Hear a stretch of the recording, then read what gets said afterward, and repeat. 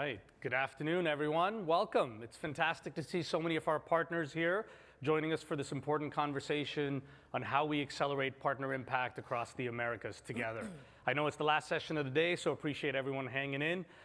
You guys are in for a real treat. Look, at Microsoft, we are a partner-first company, and partners are at the heart of driving the digital transformation and the AI transformation with our customers. And today's session is focused on unlocking some real tips, advice, and insights from this esteemed panel of leaders I have with me, and I'll ask them to introduce themselves in a bit. But the whole goal is to provide some real actionable insights on what they're seeing from partners that are really at the cutting edge of driving this transformation with our joint customers as well. With that, I'm going to jump right in, and I'm going to ask each panelist to introduce themselves. But along with your introduction and your role at Microsoft, you work across partners across a wide spectrum across the Americas, whether it be in the United States, in Canada, or in Latin America as well. Can you share one piece of one best practice that you're seeing that partners that are really successful in either driving the sale of Copilot or the adoption of Copilot in your interactions as well? So an introduction, and then one thing partners are doing really well to either sell or adopt Copilot. And Nina, I'll kick it off with you. Introduce yourself, please. Great. I'm Nina Harding. I am the Corporate Vice President of Americas Partners. So I'm really excited and appreciative for all of you being here with us and committing to being in San Francisco with all of us here today. Should we introduce ourselves first and then go into the question? Or? You know what? Either or. We're relaxed. Let's introduce first. Yeah, let's go introductions. Yeah. Okay, Heather, over to you. Better. All right, so welcome everyone. Thank you again for persevering. I know it's been a long week, but hopefully a fruitful week for all of you. I'm Heather Deggans, and I have the privilege of leading our America's software development companies, formerly known as ISVs, within the organization. Jim Lee, I run our America's GSI and ESI, so for those that own global system integrators or enterprise system integrators. Really excited to be here today and kind of talk about a couple topics we have for you. And I'm Lori Borg. Thank you so much for taking the time this late in the afternoon with us. I lead go-to-market for America's Enterprise Partner Solutions. Thanks for having us. Thanks for being here. Thanks for being here and not hitting the bar too early. So. Perfect. We know we're between you and the bar, so we're going to get real here. All righty. Nina, so what have you seen partners do really well that are either great at selling Copilot or driving adoption with customers? Well, in particular with Copilot, I think it all starts with us individually, right? Making sure that we understand how we use it in our day-to-day lives and we talk about customer one, but even person one, right? We are so much more effective in positioning and helping our customers imagine the use and the implementations when we've used it ourselves. I always kind of joke and say, I was even a little hesitant myself in the beginning, right? I had access to some of the tools probably even earlier than a lot of the Microsoft employees.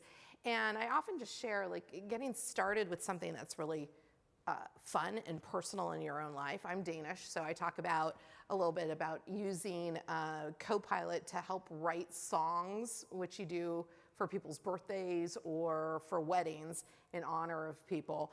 And that was my first use that felt kind of easy. I have now graduated to the full other side of the spectrum where, and we even did a workshop as a leadership team on this recently around Copilot usage and thinking about it from a researcher perspective, learning about all of you, what you're doing, learning about competition in the market, how can we show up. So when you ask what is the most important thing, I think it starts with looking in the mirror and really understanding what our personal usage is and then translating that for our teams, for our companies, and then eventually for our customers out there. Helps you imagine what's possible. Thank you. Heather. And from my perspective, I think first of all, we should all tell the funniest Copilot story that we have of how we've used it. We've used it in some quirky ways, so I can get to that in a minute. I think it is a muscle, to your point, and it's just thinking about how you use it every day so that you can speak with authenticity from your own experiences with it. But when I think about it from the customer lens and how you sell the adoption of Copilot, we've seen great success in just meeting the customer where they're at. And if they're very advanced, then we can have a different conversation. If they're in the very infancy, it's starting with, what does a good prompt look like? And really trying to just meet the customer where they're at on their AI journey, and specifically with Copilot. My funny story of how I use Copilot, it's not really funny, is I recently just moved from Seattle to Dallas. And so I used it for my own, we had to drive down a bunch of animals, long story. But I said, how do I get from Sammamish, Washington to Heath, Texas in 4 days? And I want overnight pet-friendly hotels that are Marriott's, because I wanted to use points. And I don't want to drive more than 10 hours a day. It literally did the whole itinerary. I had to refine it one time. And like our trip was planned. I packaged it up and I sent it to my husband and said, this is how we're going. So you can use it in your personal and professional lives. I love it. Just to I mean, so for me, I'd like to just ground, like for our partners, we want you internally using within your organization. So customer zero, you heard that earlier, just embedding it in your personas, right? So your sales organization, finance, HR, teaching them how to use it.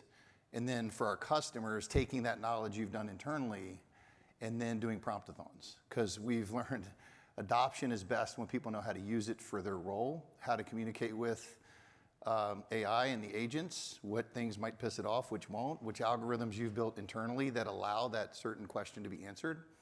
I think that's the best way to really drive adoption for us, is those prompt-a-thons that you can host and help drive it internally. And then a funny story, when Copilot came out, it was my wedding anniversary, so I said, hey, I want to write, tell my wife how beautiful she is, and like tell her all these things, and like how long we've been together, and oh my God, it's been amazing. It wrote this amazing letter. Did you take credit for it, though? Well, I tried to, but so I gave it to her, and she's like, this is Copilot through it. It's using big words. You don't use big words. Like it was like You don't use big words. So I love that, it was That's pretty so funny. great. So it really sucks because now I can't use it for that, but I do use it at work. That's good. I love it. You were outed. I was totally out. I have to put my go-to-market hat on, and I think we do our best work creating energy with people around us when we're personally excited about something.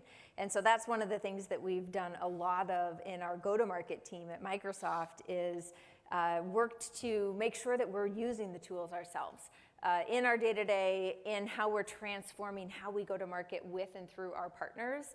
And when we get to use Copilot in cool new ways that we get to share with each other, those create those sparks of, oh, let me show you what I did, and let me tell you my funny story.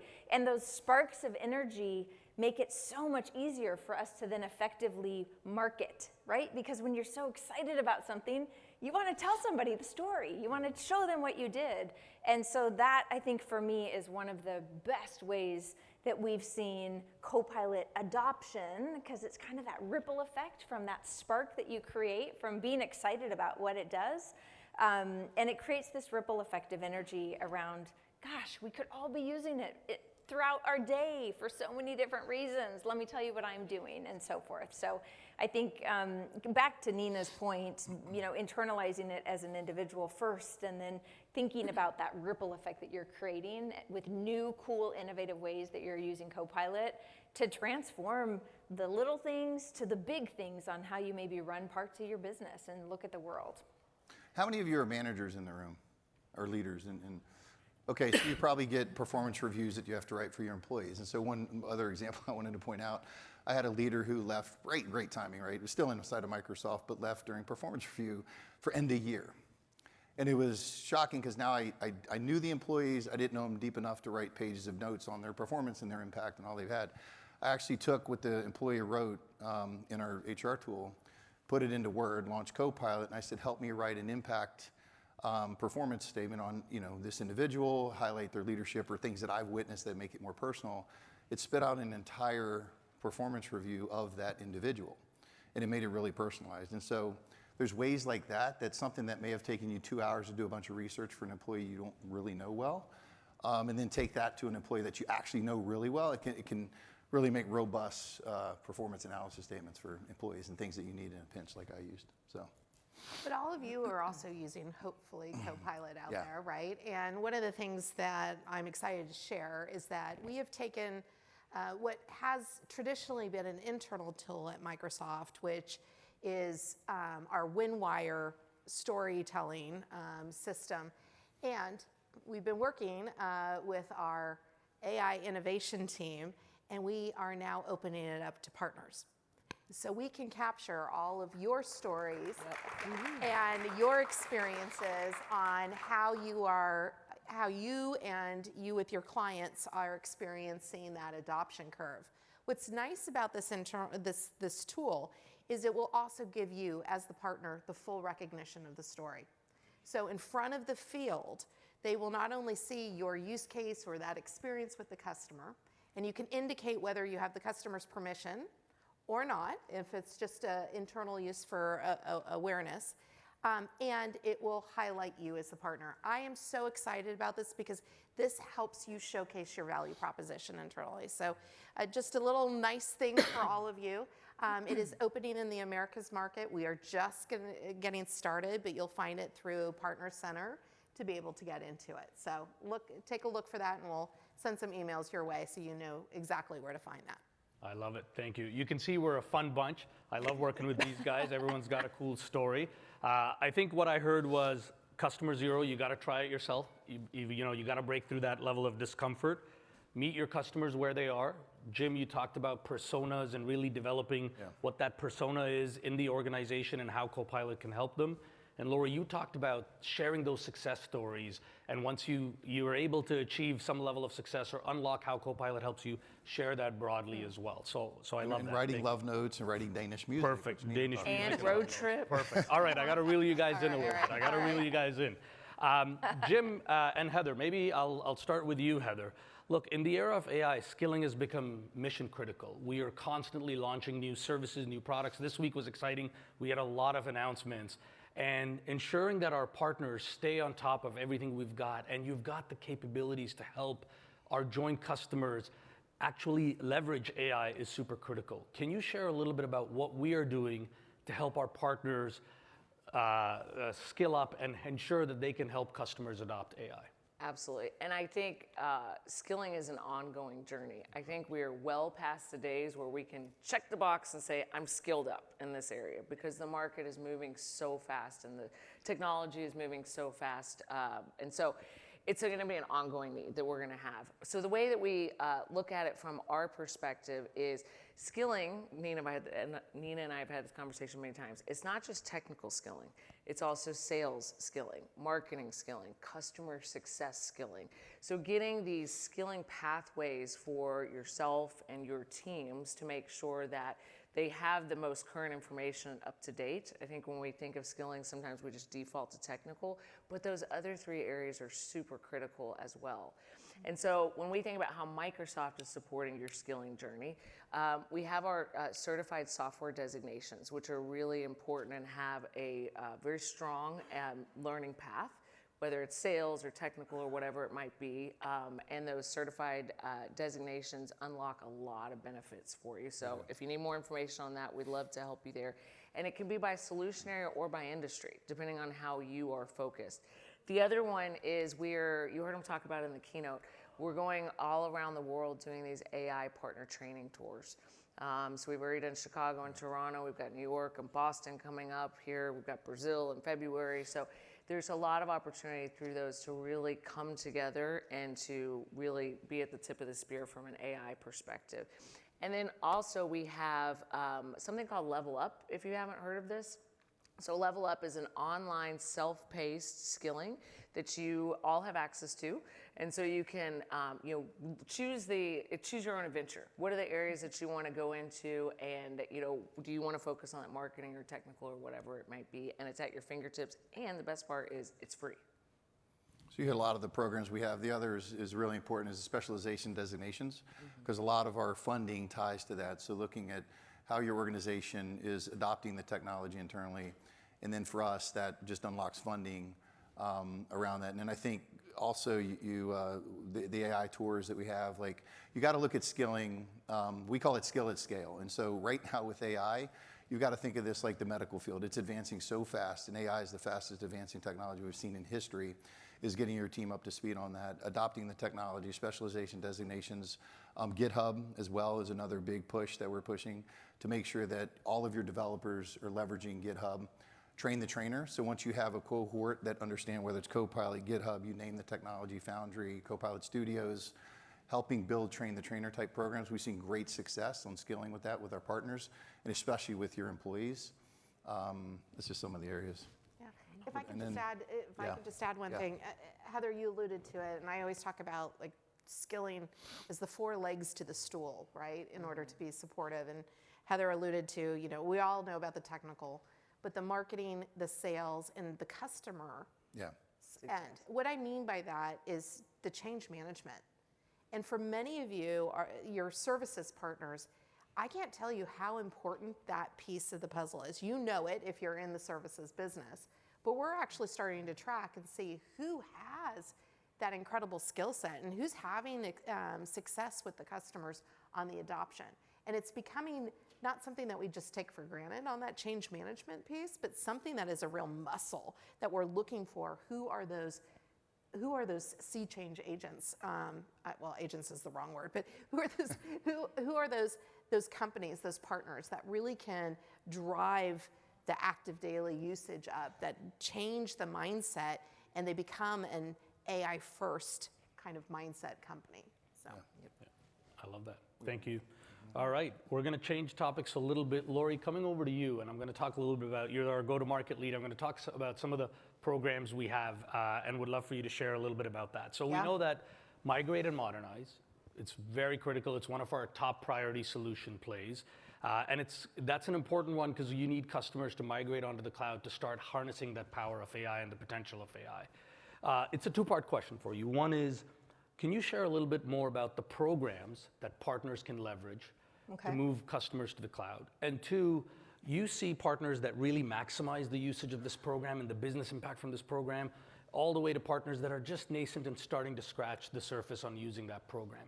Can you share with us what are some of the best practices that you've seen partners do to get the maximum value out of this program as well? Because we'd love everyone to leverage that program to drive AI transformation. I would love to. I have a slide prepared. There we go. Because there's so much information. So this is a good take a picture of it slide. There's a lot of words on here. Jim teed me up beautifully, not on purpose. So that's how well we all work together. Because what I want to talk about is unlocking the dollars that are available to you. So first part of Sumeet's question is, what are those programs? So there really are 2 hero programs underneath that Azure Migrate Modernize umbrella. We have Azure Accelerate on the SI side of the house. So for our systems integrators, you're probably, hopefully familiar with Azure Accelerate. The beauty of Azure Accelerate this year is we pulled together 3 programs under one umbrella. So we are being very intentional to try to simplify how we can create access to these incentive engines for you. On the other side of the screen, we have Migrate and Modernize. So this is for our software development companies or ISVs. This is going to be the program that you will leverage to be able to help snap into as you move customers to the cloud. A couple of things that I wanted to note, so I put them in great big bold letters so you walk away remembering this. On the Azure Accelerate side, we've invested 70% year-over-year funding increase into that funnel or into that program. I will always say, like, the money is there on the table for you to use in your deals. When I look across the portfolio of all of our system integrators, about half are eligible for this, and a little over 40% are using it. So that means there's a lot of system integrators that I suspect are doing work around Azure Migrate and Modernize, and you're not leveraging it, or maybe you're just a couple of steps away from becoming eligible to have access to this funding. It's an incredible pool that you can tap into. So a takeaway for system integrators, go back to your teams, see how much you're leveraging it. If you're not at all, explore what the gap is between how to become eligible. If you are leveraging it, go, should we be doubling down on this? On the Migrate and Modernize side of the house, partners can earn up to 250% more in potential earnings based on the way that the program is structured. So another huge investment that Microsoft has made in this particular incentive. So the big takeaway is those are the 2 programs. If you're not already familiar, get familiar. If you are, look into how you can use them more. On the Migrate and Modernize side of the house, around 50% of our SDC partners are eligible. I think it's like 15% of them are actually using it. So there's a huge opportunity to snap into this. Come to Microsoft if you have questions, if you need help. We have a lot of really great resources to help kind of walk you through. From a best practices perspective, outside of just getting familiar with these and understanding how your business is currently leveraging them or not, the first thing I always say is build these incentives into your go-to-market engine. So when you think about how you're engaging with your customers, build an incentive socket into that entry point offering that you're going to market with, and just programatize it. Make it part of the rhythm of your sales teams. The second one is leading with outcomes and business case. I know so many of you do this anyways. Leverage the TCO assessments and ROI models that are available as part of the programs. The third one is start early with assessments and proof of value. Under this umbrella, we now have SDC offer as well. So the proof of value umbrella now covers both system integrators and SDCs. So start early, do a proof of value, snap into the funding. And then I have a couple of other best practices, one specific for the system integrators. Leverage Cloud Accelerate Factory. Leverage that engine at no added cost to help get you to the point in the engagement where you're doing the high value work for partners, or for customers, sorry. And then on the SDC side of the house, if you're not already, make sure you're spending the time to understand how to take full benefit of the marketplace. I know so many of you are showing up super strong in marketplace. What's that low-hanging fruit that you're not already snapping into now in terms of how you can fully take advantage of marketplace? So those are the things that I see again and again from a best practices perspective on where our partners are really showing up high on the scorecard, baking incentives into how they're going to market, and just being able to fully leverage the resources that we've put on the table and are hoping that our partners leverage. We want you to use it. Well, we don't want you to leave money on the table as well, so kind of integrating that into your monthly business reviews that you have with Microsoft, with your PDMs, whether it's SDC or SI. Ask, like, what investments am I using? Am I leveraging all the go-to-market activities that I can, all the investments, and tracking that on a monthly basis is another best practice, because you're probably leaving money on the table and don't even know it.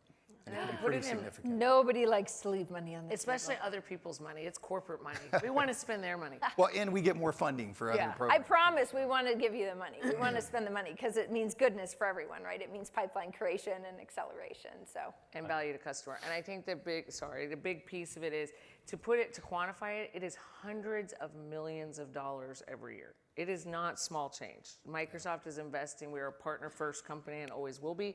And so that is a major investment that we want you to get your fair share of. What we're going to have. I just wanted to emphasize the unlocking to access these programs has a lot to do with getting the proper designations and specializations. So it's something that you want to think about. You don't want to be at the point in the deal where you want to tap into these funds and all of a sudden you find out, oh gosh, we're not eligible.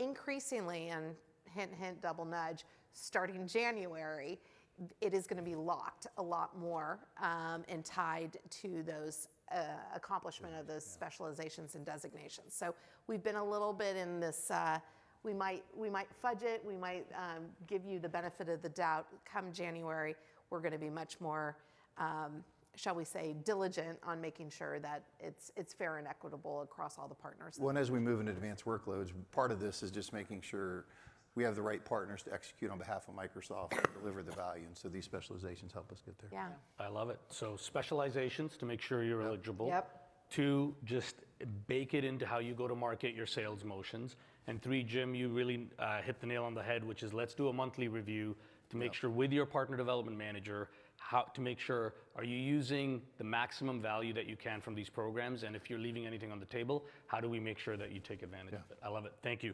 Thank you so much. Nina, I'm going to come back to you. At Microsoft, we talk a lot about becoming frontier, and we heard from Judson as well at the keynote a lot about becoming a frontier company as well.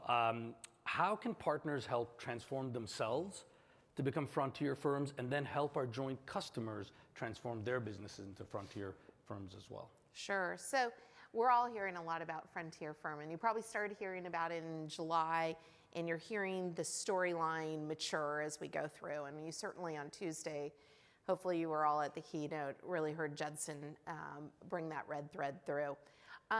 With becoming Frontier, and becoming a Frontier firm, what it truly just means, brass tacks, is being AI first in everything that you do. How do you solve a problem? How do you drive a process through your company? How do you innovate for the future? Is it AI driven first?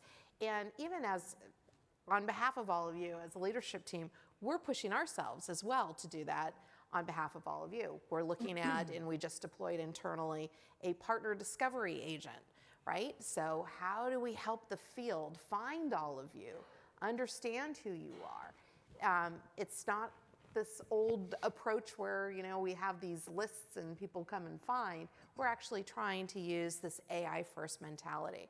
So when you think about being a Frontier firm, that's what is the essence of it, right? How are you showing up, just like Jim talked about, performance reviews. We talk about partner briefing docs, right? We talk about doing our monthly business reviews and using the tools and the access to information that we have. That's really important. Making sure the security is around that. There's some discipline around all of the information that we as leaders, as individuals have within companies, and thinking about making sure that in the flow of your work, right, you're looking at the security details of your documents, your Excel, your financial data, all of that, so that as people onboard increasingly into using the tools, that we're thinking about doing that. It's beyond doing it responsibly, but doing it in a way that allows us all to maximize the benefit of the data we have access to. Now, when you transition that, that's about challenging yourselves to think differently. And we challenge each other, right? Wow, can't we do that with AI? Can we do that with Copilot? But then as you translate to the customers, the story becomes, and never has it been more important for us to go into an industry dialogue, right? To understand the business problems. We're no longer selling technology. We're listening to the clients. We're trying to understand what their challenges are, where are their opportunities for the innovation, where can we change their business processes, how can we help the individual user at their company have a better experience. So you think like financial services and customer support desks, et cetera. How can we transform that very quickly with the technology? So very quickly, as you're going into that customer dialogue, it means being able to have the AI conversation within the industry. What are the business problems that they're trying to solve? And then on top of that, I always like to kind of do this matrix. It's not just by the industry and the business problems, but it's at the persona level. What does an HR person do? What does that financial person do? And for some of you, this makes a ton of sense, and you've been doing it, and you're very mature on this curve. For other people, it's a new way of thinking. So the whole dynamic has changed, and as partners, together with Microsoft, that's where we have to bring the conversation. That's the fidelity that we need to have as we engage with our clients, because we have to speak their language. We have to pull their needs out, and then that's where we get to really making the impact at the end of the day. So, yeah, because you're going to see here a lot more about this, right? And we're going to give you 50-page decks that are going to make it really complicated. Just because we love to do that. So I think, to kind of sum it up, when I'm talking to partners and I'm looking at like three big things. One, Nina hit it as AI, right? Agentic delivery, selling and delivery, right? Do you have the AI capability to go in and assess an environment, understand both their readiness to adopt AI? Is the data ready for that? Is the skilling, is the culture, is the governance, like all of that, but based from an agentic delivery standpoint. Business outcome selling and delivery. Are you ready to sign up for that, right? It's basically looking at a problem, being able to identify that business outcome for a fixed fee, and then not being able to get paid until that business outcome is realized. It's one of the top 5 things that are, from a study standpoint, that's coming out. It's going to be a huge trend. We've seen it with OpenAI delivering that. Palantir is really good at that. We need our partners to be really good at that, because the T&M models are going away. We see those models being 15% to 16% margin for you. If you could do business outcome delivery, it's 40 to 50% if you do it really, really good. And then the other one is innovation at scale. and at a faster pace, because we need you to help co-innovate with our customers to help them become frontier themselves. We're looking for partners that really understand how to do that innovation at scale and at leveraging all of our AI technologies we bring to market to do that. So those big three things, I think. If you get those right, the rest are details that are going to surround that. Thank you. I love that. Look, we're going to start wrapping up pretty soon. One thing I would love for each of you to share is one piece of advice for partners in the room that are looking to co-sell more with Microsoft, go to market in a more coordinated fashion to help our customers unlock the potential of AI. What would be that one piece of advice you would give to each partner? And maybe Lori, I'll start it off with you. Oh, good. All right. What I always say is I know where the magic happens with partners building that flywheel with Microsoft is when these three things come together. Imagine a braid with three parts: build with, market with, sell with. As you think about your approach with Microsoft and where you're investing resources, all three things need to be really equally balanced. I see again and again a partner that will be really strong at going to market with Microsoft, but they're not investing in innovating with Microsoft from a build with perspective. Or maybe they're really wired up with the sales orgs at Microsoft, but they're not going to market in a coordinated way that's lighting up that engine.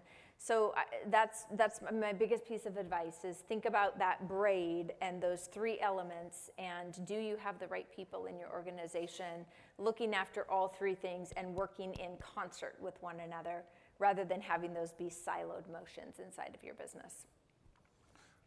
For me, I think it's knowing what you're really good at and knowing what that niche is for you.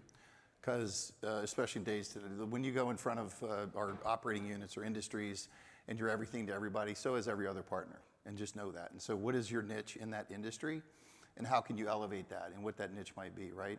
It could be that you're really good at mainframe migrations, reverse engineering the code, leveraging AI to now rewrite the code or document the code that was legacy in COBOL, where programmers are either dead or extremely old right now. Like, you can do that, and that's a niche that you might have. It could be mergers and acquisition, where you have a product that'll go in and assess, is it the right acquisition to make for a company based on all the agentic frameworks you have to assess the risk and return on investment. So just find out what your niche is, and then make sure that we're aware of it, make sure our go-to-market team is aware of it, so then we can help you sell more to each of the operating units where you have that niche, because that's what they're looking for from our partners. Yep. We talk a lot about that. I mean, that's kind of Absolutely. It's that differentiation. Yeah. Both sound advice. One that I kind of alluded to earlier is use all of the resources that Microsoft offers. Get that certified software designation. That will be a blocker to co-sell in the future if you don't have that. As you mentioned specifically, ways to improve co-sell. So certified software designation, and then also the Microsoft AI Cloud Partner Program. There are a lot of resources available to you, and it doesn't matter your level of engagement with Microsoft. There's resources available to everyone, and so making sure that you're using the things that we're producing so we can stay on the same page and we can serve our customers jointly. So all super sound advice, I agree very wholeheartedly with the differentiation, because if you don't know what you're doing that's unique, it's very hard for the field to remember how to click in to understand when do I bring that partner in. But what I would say at the end of the day is, as much as we all profile ourselves and get these designations and we try to have our pitch, at the end of the day, working together is still a relationship. It's still about building that trust. Yeah. And that trust and using the network of people where you've built that trust. So how many of you have actually captured sales reps that have worked with you and actually are talking positively about you, and just captured it in a quick little video, those references? Or capturing the customer stories and not just talking about, oh, we won this, but what's the real return on investment that they're seeing, or what's the impact that they've been experiencing? Using the voices of other is one of the biggest recommendations I have for you, because that's the network effect. And at the end of the day, we sit across from each other And if we're going into a client together, it's about trust. Yeah. Do I trust to work with you? Do you trust to work with me? What's our value proposition together? And that's best illuminated through the experiences and the voices of others. Perfect. Thank you. Lori, why don't you take us home with some clear call to actions for our partners so we can go create the future together. Okay, here we go. A bunch of you took a picture of that one slide that I had, so that's great. I have slides. You got nice slides. This is pretty cool. Well, I'm go to market. That's why I'm go to market. Okay. I can't show up without slides. Jim's like, I want slides. We can trade jobs for a day. Access resources, we've talked a lot about that. There's so many resources. I was a partner for 25 plus years. I'm new to Microsoft in January. I know what it feels like to kind of work your way through all of the different resources and try to find them. But we continue to work hard to streamline those resources, to make them easy to find, to make them crisp and clean. Take the time to work your way through the resources, and make sure that you're tapping into those. So I have a few links there. Also connect with our LinkedIn partner community if you're not already. I'm assuming this deck is going to go out, or we'll be able to share these links somehow, but there's America's LinkedIn partner community, so get connected in there. In the middle, there's a couple of incentive resources. This goes back to what I was saying earlier, is just take the time to make sure that you're familiar with the incentives that you're currently eligible for, and identify incentives that you feel like you should be eligible for, but you're not, and build the plan to close the gap so that you can access those. And there's a couple of really, really good resources there, including a recurring investments community call where you can go and ask your questions and get some coaching and help break down some of those blockers that you might be finding around incentives. And then finally, highlighting what Nina shared, there's an awesome little QR code there, but this is the Partner Success Story tool. It literally is like super hot off the press.